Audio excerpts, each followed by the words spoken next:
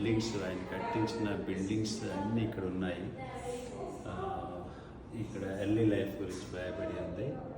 ఈయన 14 years ఏజ్లో వాళ్ళ అమ్మగారు చనిపోతే కనీసం బాధ్యత లేకుండా త్రాగుతా, పేకాటలాంటి జోదాలు ఆడుకుంటా, కనీసం తల్లి చనిపోయిందనే స్పృహ కూడా లేకుండా చనిపోయాడు ఆయన. వాళ్ళ నాన్నగారు చాలా బాధపడ్డారు. తర్వాత ఆయన చేసిన చెడ్డ పనికి మరి జైలుకి కూడా వెళ్ళాడు. ఆ తర్వాత వాళ్ళ నాన్నగారే విడిపించారు. తర్వాత ఆయన ఫ్రెండ్ ద్వారా బైబిల్ స్టడీలో దేవుడు ఆయన మార్చుకున్నాడు. తర్వాత మంచిగా చదువుకున్నాడు, ప్రభు గురించి సాక్షి కూడా మొదలుపెట్టారు. సో ఇదంతా ఎర్లీ లైఫ్ అని ఇక్కడ ఉంది. సో ఈ ఫొటోస్ ఉన్నాయి ఇక్కడ. జార్జ్ ముల్లర్ గారి ఫోటో. ఆయన 1805లో పుట్టారు. 1898లో మరి ఆయన ప్రభు దగ్గరికి వెళ్ళారు. 93 సంవత్సరాలు బ్రతికారు. దేవుని కృప.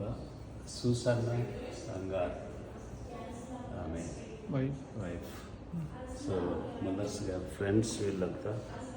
ఈ ముల్లర్స్ గుడ్ ఫ్రెండ్ హెన్రీ క్రేక్, ఈయన ఎంతో ప్రార్థన చేశారు వారి గురించి. సో మనం ఇంకా ముందుకు సాగిపోదాం.